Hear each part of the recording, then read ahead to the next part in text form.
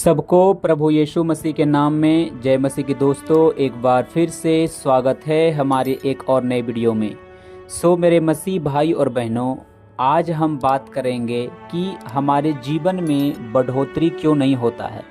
आज हम बढ़ोतरी के विषय में गहराई से चर्चा करेंगे कि क्यों हम प्रभु यीशु मसीह में जाते हैं, चर्च जाते हैं, दशमांश देते हैं, प्रार्थना करते हैं, उपवास प्रार्थना करते हैं, संगति करते हैं, लेकिन हम आत्मिक रूप से मसीह में नहीं बढ़ पाते हैं। हमारी आत्मिक बढ़ोतरी प्रभु यीशु मसीह में नहीं हो पाता। आखिर क्या ऐसा कारण है कि सब कुछ करते हुए भी हम मसीह में आत्मिक रीति से नहीं बढ़ पाते हैं, ना ही हमारा बढ़ोतरी हो पाता है। मेरे भाई और बहनों, तो मैं सबसे पहले ये बता देना चाहता हूँ कि बढ़ोतरी का सबसे महत्वपूर्ण बात यह होना चाहिए हमारे जीवन में कि परमेश्वर के वचन के प्रति भूख और प्यास हमारे जीवन में क्या मायने रखता है, ये हमें देखना है। बढ़ोतरी का मेन रहस्य यही है कि परमेश्वर के वचन, जो जिंदा वचन परमेश्वर ने अपने यीशु मसीह पुत्र के द्वारा हमें दिया, अपने कलाम को दिया, उसके प्रति हमारा भूख और प्यास क्या है, ये मायने रखता है।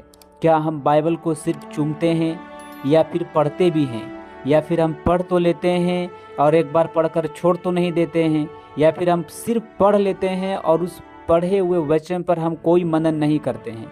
बाइबल में भजन संहिता में लिखा हुआ है कि वह तो यहोवा की व्यवस्था से प्रसन्न रहता है और उसी की व्यवस्था पर रात दिन ध्यान करता रहता है, इसीलिए वह पुरुष जो कुछ करता है तो सफल होता है।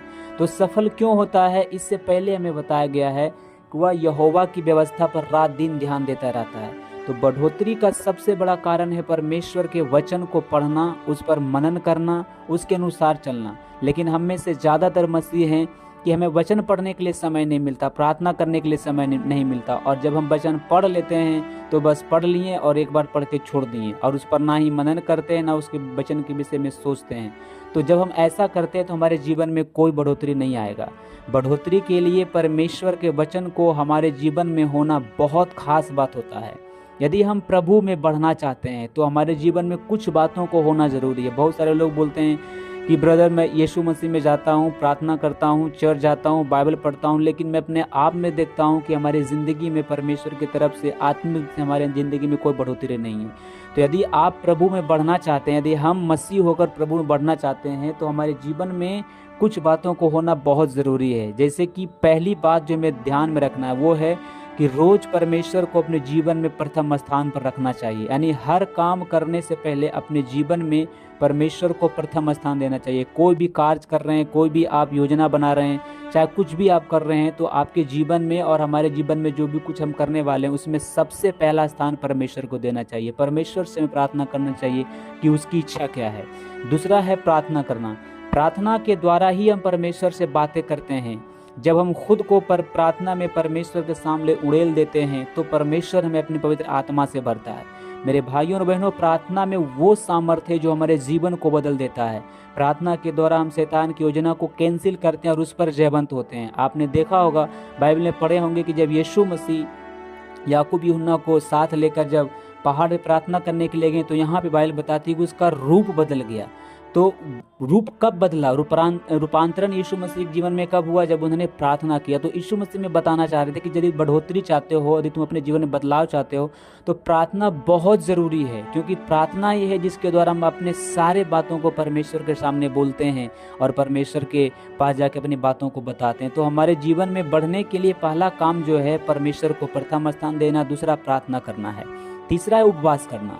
उपवास करने से हमारी आत्मिक जीवन में बहुत बढ़ोतरी होती है और आत्मिक रूप से हम बढ़ते जाते हैं। उपवास करना हमें परमेश्वर के करीब ले जाता है। उपवास करने से हमारे जीवन में जितनी भी गंदी हैबिट रहता है, गंदी आदत रहता है, शैतान का बंधा हुआ बंधन जो हमारे जीवन में कार्य कर रहा था, पाप का बंधन, वो सारे बंधन टूट जाता है। क्योंकि उपवास में हम परमेश्वर के साथ होते हैं, परमेश्वर को पुकारते हैं, परमेश्वर की आराधना करते हैं, परमेश्वर से प्रार्थना कर रहे होते हैं और बंधन परमेश्वर तोड़ता है।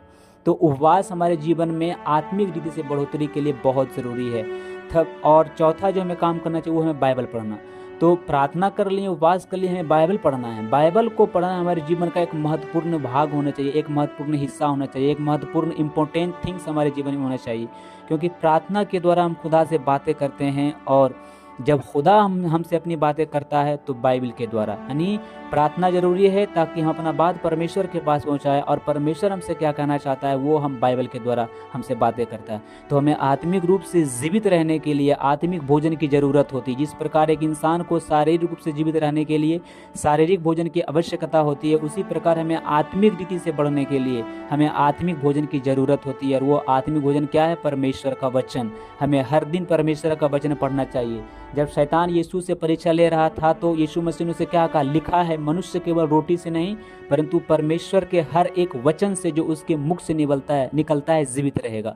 तो हमें आत्मिक भोजन जरूरी है, और आत्मिक भोजन का है परमेश्वर का वचन है, जो हमें प्रत्येक दिन पढ़ना चाहिए ताकि हम ये जान पाएँ कि परमेश्वर हमसे क्या बातें करना चाहता है, उसकी इच्छा हमारे जीवन के प्रति क्या है, उसका योजना हमारे जीवन के प्रति क्या है। तो हमें प्रार्थना करनी है, बाइबल पढ़नी है, उपवास करना है, अपने जीवन में पहला स्थान परमेश्वर को देना है।